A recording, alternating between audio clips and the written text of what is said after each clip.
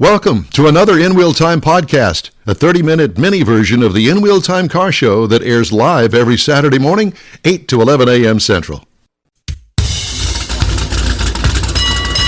It is the In Wheel Time car talk show. Coming up, we're going to talk to a pretty famous guy about the upcoming Pikes Peak Hill Climb.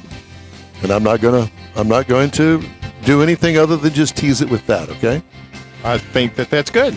We also have coming up Conrad's This Week in Auto History, along with some of the stories making automotive news headlines. Howdy, along with Mike Out of This World Mars, King Conrad DeLong. We need more Jeff Zekin. I don't know what that was. I'm Don Armstrong. Glad that you could join us today. So let's just get right to our guest. His name is David Donahue, and you may recognize his last name.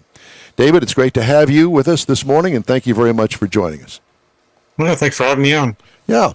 So you're into the hill climb. Well, let's get a little background. I think that you're related to somebody that most of us older guys know about. Yeah, my dad was Mark Donahue, Roger Penske's first driver, winner of the Indy 500 and many other championships, Trans Am, Can-Am, so on and so forth. So you've had racing in your blood since birth. Yes and no. My dad passed away when I was 8, and of course my mom swore up and down to never go racing. See how that ended up. Yeah, we see that. And you have been pretty proactive in races, for the last many years. Give us a little background. I understand that you were in the Bridgestone Supercar Series for a while.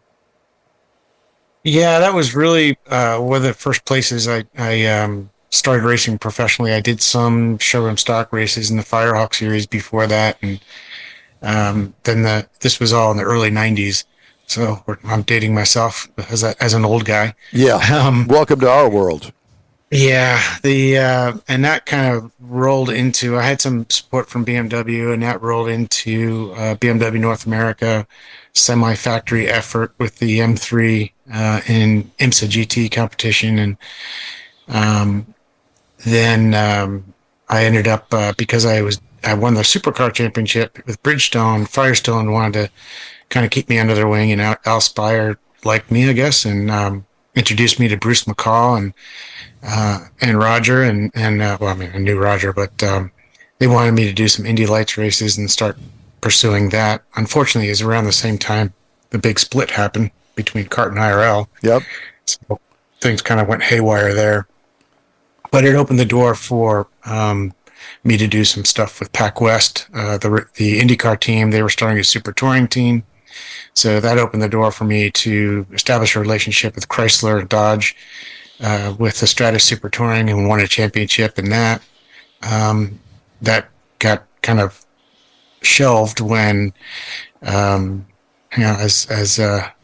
it always happens to racers, especially seems to happen to me, the whole program got canned because Chrysler and Mercedes merged, or Mercedes bought Chrysler, however you want to look at it, and the mental state of Mercedes was race cars are rear-wheel drive. Of course, the Stratus wasn't.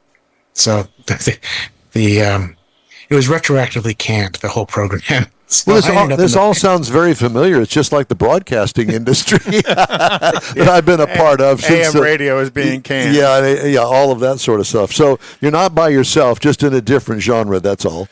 You also raced in the Craftsman Truck Series for a while.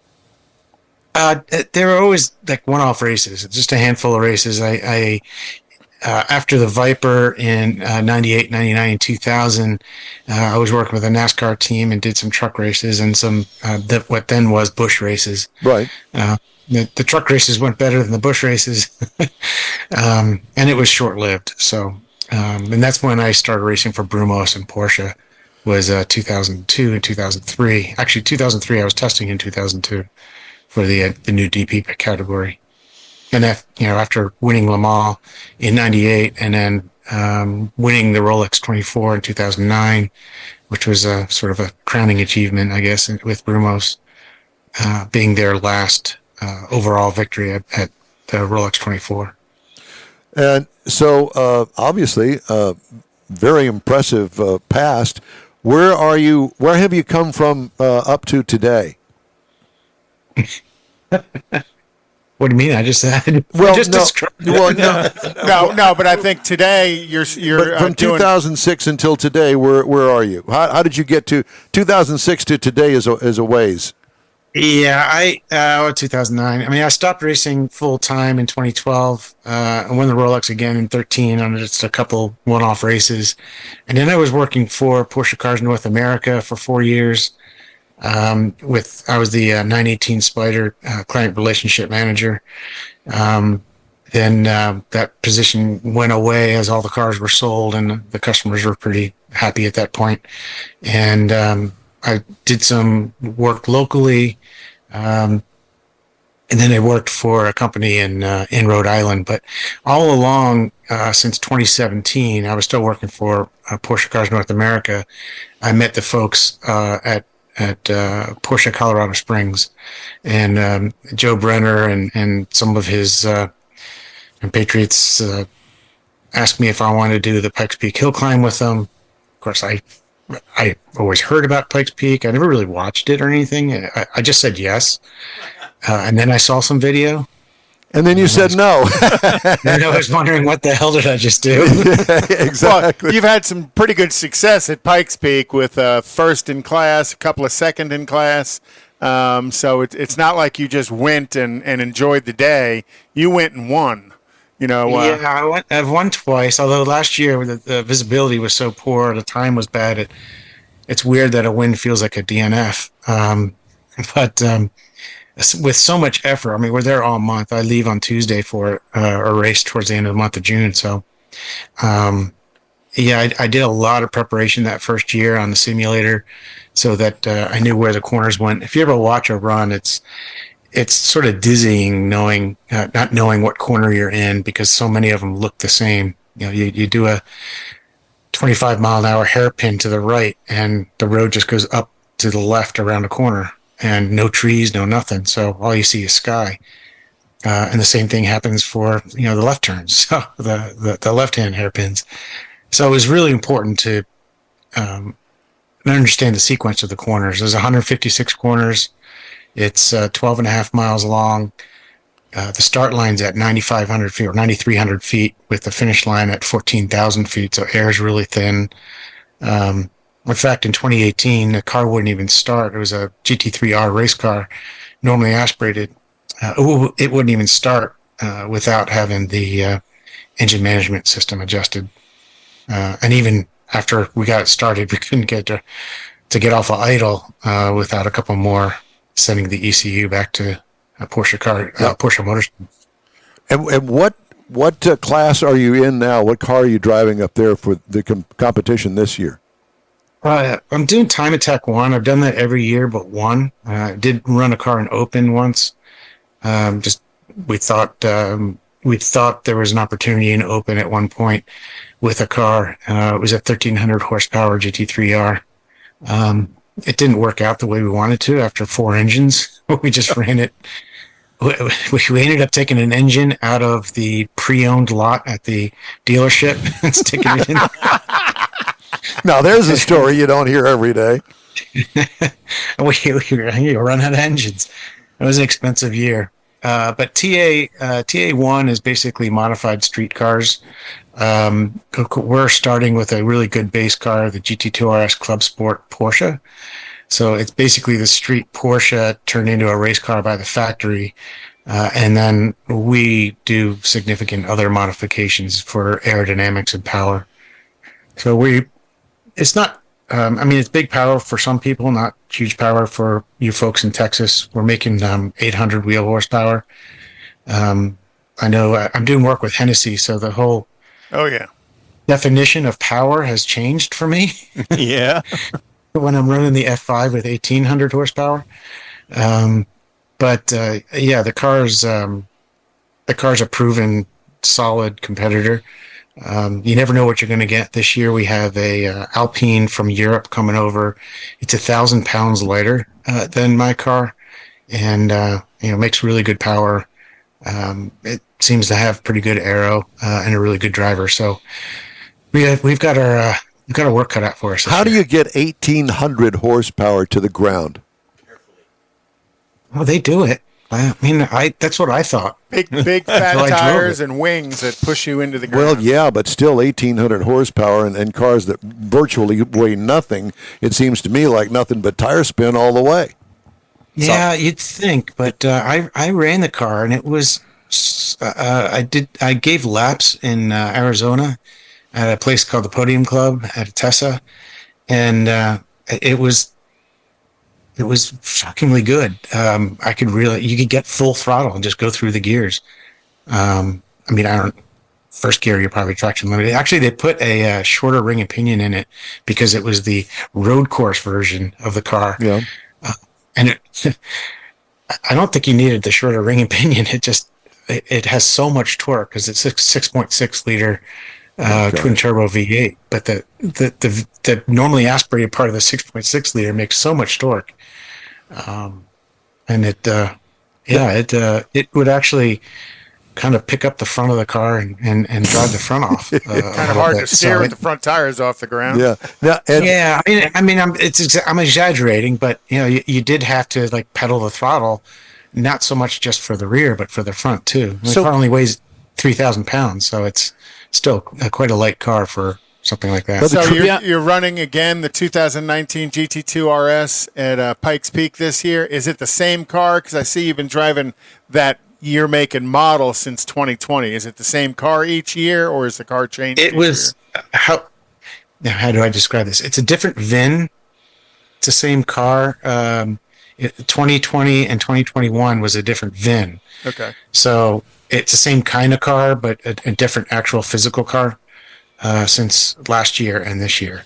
Brumos bought the car last year. It arrived really late. It got to the BBI Autosport shop in California, I think in the beginning of May last year, and they went hard at work to do the changeover of the aerodynamics, which is no small feat. I mean, it's really, we changed it to a center radiator instead of 3 radiators on the front. There's only one big one in the middle, and a giant splitter that sticks about a foot out of the front of the car, and a dual element rear wing. There's just a lot, different fenders, a front wheel and tires and brakes, and I mean, it just goes on and on the list. The basic car remains the same. Last year we didn't do anything with the engine. This year we rubbed on the engine a little bit, and hopefully we have a bit more of a powerful tool at our disposal. So as wide-ranging as your dad was in motorsports, did he ever run Pikes Peak?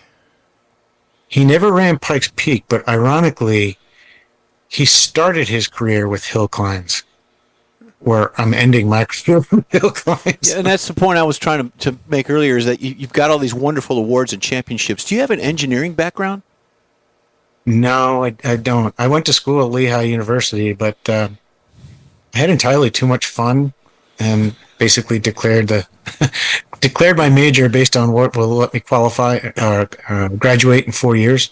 So, we can relate to that. Yeah, some of us didn't quite go to what would graduate in 4 years. Yeah. My college was all a blur. Some of us don't have backgrounds. I don't know that I would have actually graduated if I didn't meet my now wife. So when we would study together, she would actually study. Go figure. Yeah, exactly. Yeah, so, I studied it. It would really make her mad when I got a better grade in a class than she did when I studied all her notes and she told me how to do all the work. This means she's a good teacher. That's it. Yeah, we've got a friend of ours is going up to Pikes Peak, and actually he's one of the officials up there, Richard Tomlin, and he's bringing the Mazda. Excel Exoset or something like that. It's his own little home-built Mazda Miata with a LS7 in it and twin hair dryers on it. Yeah, it's a beast. It truly is. Yeah. You really need to have forced induction. Yeah. There's just so much power loss with a normally aspirated car up there. What is your everyday driver? I have a Taycan. Yeah, it's a Taycan. Well, of course he does. Yeah. Yeah, it would have to be a Porsche. Mm-hmm. Yeah. Is Porsche everything that they say that it is? You know, I've never had one. I've actually never driven one, but I hear all these wonderful things, and I'll tell you that all of the surveys, they are the top car builder. When the car leaves the factory at Porsche, it is as good as any car can be in a mass-produced car. Yeah, they're really hard to modify because you're spending the money on all that modification to begin with. So if you want to get more power out of it, it's going to cost you a lot of money because they're so well refined. It's already there. They've with the 918. The 918 was $1 million car, and I hit around that the engineers had an endless budget and a whole lot of fun because the PDK transmission, which shifts automatically, was so intuitive. Things like that. You know the engineers. If you're half throttle, you don't want to rev it out the red line, right? You kind of want to shift it at some RPM that's a little bit high, but not really high. And they just had it mastered. It would just shift naturally wherever you wanted. And the feedback through the chassis and the steering and the brakes, everything was it's so communicative compared to other cars. And I didn't appreciate that until I drove a bunch of other cars at a racetrack at a club day, and I was doing some instruction, and I was just shocked that you going down pit lane, you know what you got in the Porsche, and many of the other cars you needed a couple laps of mistakes to know what not to do. Wow. So the engineers they did a lot of research. And they're car guys. Yeah, a lot of fun research. Yeah, they know what they want out of it, and they make it happen. Especially when you don't have a budget. Exactly. Yeah. Well, I kid around. I'm sure they had a budget. Well, David, it's great talking to you and reminiscing about the past and your history. Great to get to know you, and also looking forward to seeing how things play out for you on the Pikes Peak Hill Climb coming up. Thank you. Me too. Yeah, and we look forward to talking with you after the hill climb and see how things went for you mentally. Okay, great. Thank you. Thank you. Appreciate it. You have a good day. Man, a month long. He's going up there for a month. And Who would have thought? And be involved in all of that for an entire month. I'd be beside myself. Look what he does. Out of wind. He's representing Porsche, so you have to do that. Well, Yeah. when you talk Brumos, you're talking top tier Porsche operation in the world. You're not just you're here in not the second States. hand in it. Yeah. You're not shade tree in it. All right. Mars. What are you trying to say? What are you talking about? Hey, we'd love to hear from you anytime. All you have to do is shoot us an email. Our email address is info@inwheeltime.com. Time now for This Week in Auto History, and Conrad has that. What? So in 1903, George Wyman became the first motorcyclist to make a transcontinental trip across America. Think about that. He's on a motorcycle driving across America before there were really any roads. A 1.25 horsepower, 90cc California motorcycle designed by Roy Marks. It'd be like crossing the country On your Honda, Briggs and Stratton. on a Honda 90, right? Yeah. Wyman's arduous journey started in San Francisco on May 16th, and it took him 50 days and ended in New York City on July 6th. I'll bet his butt was real sore. From San Francisco? I didn't say That's that. where You he started. said that. I didn't go there. In 1903, David Dunbar Buick, former plumbing inventor and manufacturer, incorporated the Buick Motor Company and formed it in 1902 in Detroit, Michigan. In 1956, General Motors opens its brand new $125 million GM Technical Center in Warren, Michigan. Today, the Technical Center is one of the landmarks of the 20th century architecture. GM spent $1 billion renovating it in 2003. And do you know Mary Barrigan made $29 million last year? All right. Sorry. That kind of looks like a wind tunnel. The configuration. Well, there's the a way wind. There's a wind tunnel there. Yes, but switch the to way- the next picture. It's kind of a bigger view There of you what go. it looks like after the renovation. So that's the whole complex there. I didn't know they had a football field there. And then up in the upper left corner, you can see that red building But again. I mean, just the initial impression of the design looks like a wind tunnel. And then in 1958, in Monaco, France, Team Lotus makes its Formula One debut at the Monaco Grand Prix, the opening event for that year's European racing season.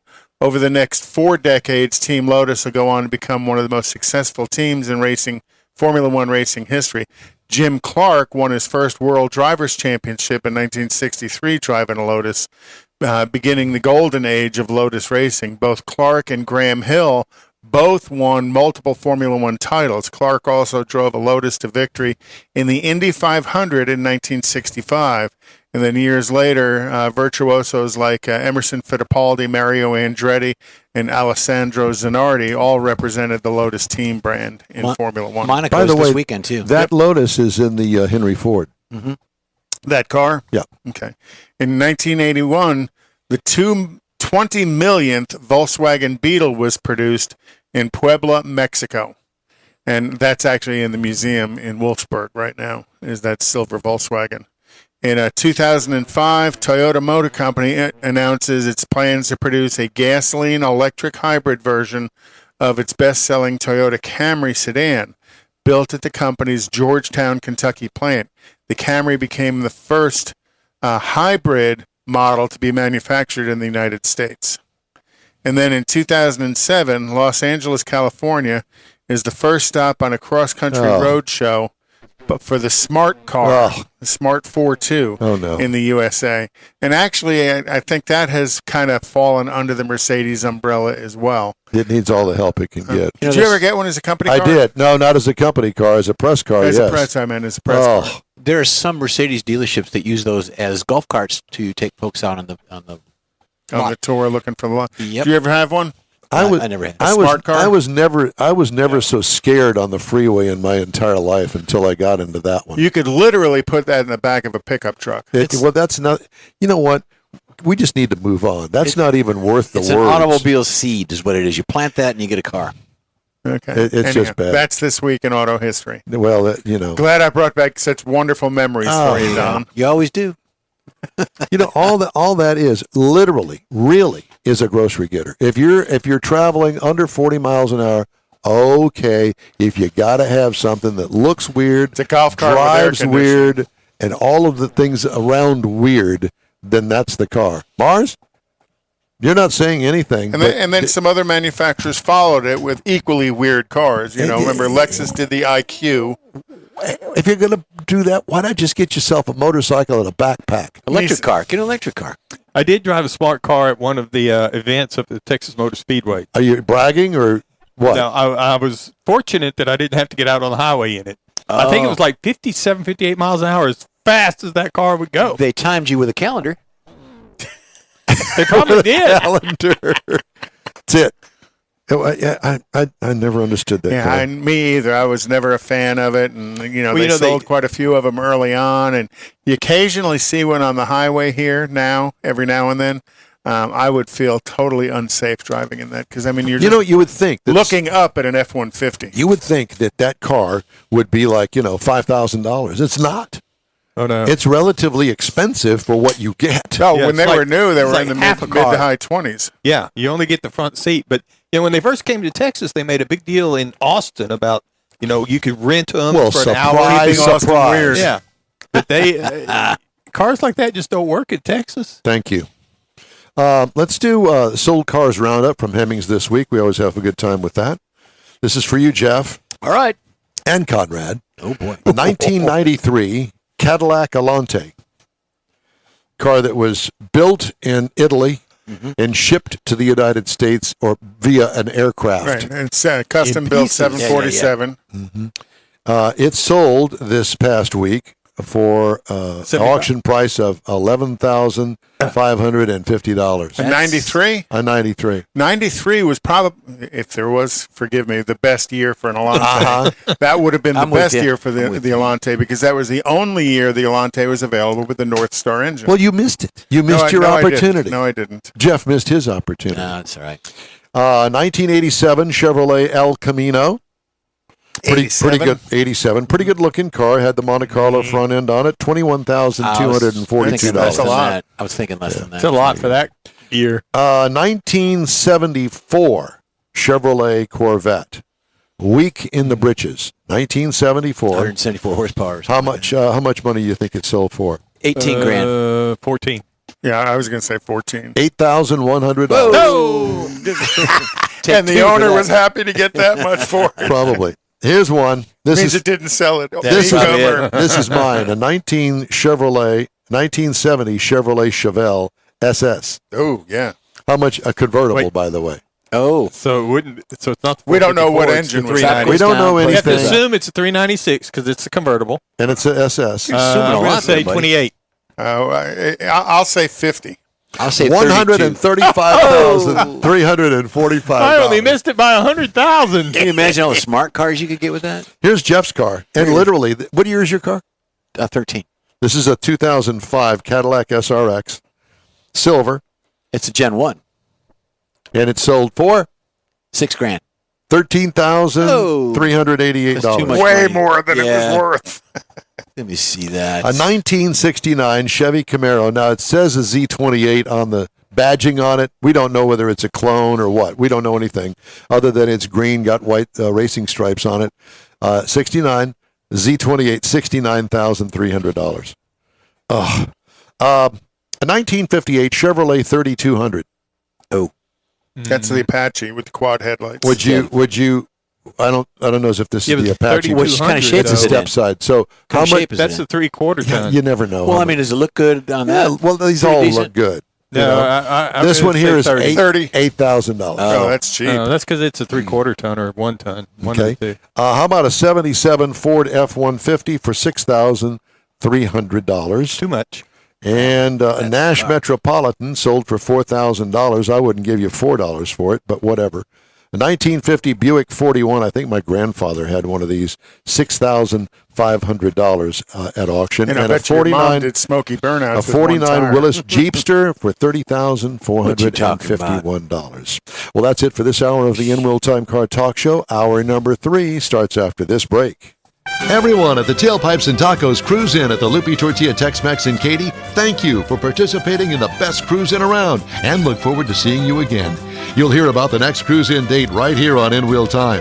Next time you're in the West Houston Energy Corridor area, be sure and stop in at the original Lupi Tortilla Tex-Mex at I-10 and Highway 6 or the Katy location on the Grand Parkway at Kingsland Boulevard. When passing through Beaumont or College Station, stop in and have Lupi's award-winning beef fajitas and frozen margaritas. There's always a celebration at Lupi Tortilla.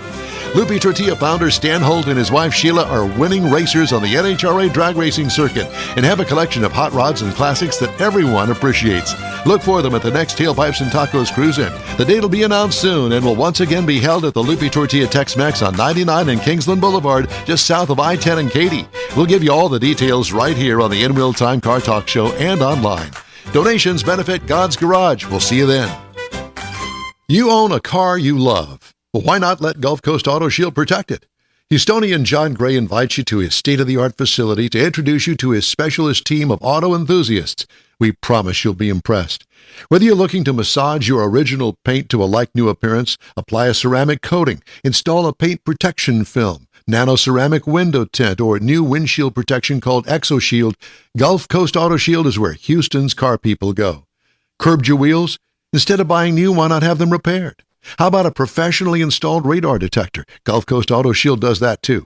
Get a peek inside the shop and look at the services offered by getting online and heading to gcautoshield.com. Better yet, stop by their facility at 11275 South Sam Houston Tollway, just south of the Southwest Freeway, and get a personal tour. Gulf Coast Auto Shield is your place to go for all things exterior. Call them today, 832-930-5655 or gcautoshield.com. The award-winning In Real Time Car Talk Show is available on the most popular podcast channels out there in 30-minute episodes. We realize our 3-hour live show can be difficult to catch in its entirety, so now you can listen every day to a convenient, fresh 30-minute episode. Check us out on Apple Podcasts, Spotify, Google Podcasts, Amazon Music, and Audible, along with a dozen more. In Real Time has the most informative automotive guest interviews and new car reviews, along with popular features including Conrad's Car Clinic and This Week in Auto History, along with automotive news headlines. Our live broadcast airs every Saturday, 8 to 11 Central on InRealTime.com, the iHeart app, and on YouTube. Be sure to say hello when we're broadcasting from the Tailpipes and Tacos Cruise In, Autorama, and the Houston Auto Show, among others. Now, it's easier than ever to hear about all things automotive all week long. You're invited to join fellow car enthusiasts in becoming part of the ever-growing In Wheel Time Car Talk family. Don't forget those 30-minute podcast episodes on your favorite podcast channel. That's it for this podcast episode of the In Wheel Time Car Show. I'm Don Armstrong, inviting you to join us for our live show every Saturday morning, 8 to 11 a.m. Central on Facebook, YouTube, Twitch, and our InWheelTime.com website. Podcasts are available on Apple Podcasts, Spotify, Stitcher, iHeart Podcast, Podcast Addict, TuneIn, Pandora, and Amazon Music. Keep listening, and we'll see you soon.